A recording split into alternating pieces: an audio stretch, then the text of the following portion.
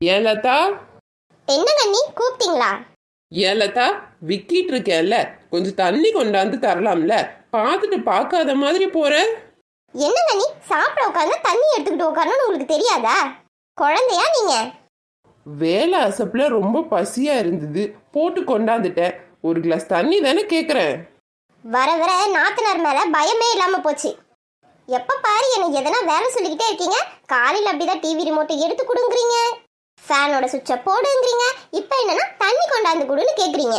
உங்களுக்கு ஊழியம் பார்க்க தான் எங்க அம்மா பையனை பெத்து வச்சிருக்காங்களா என்ன?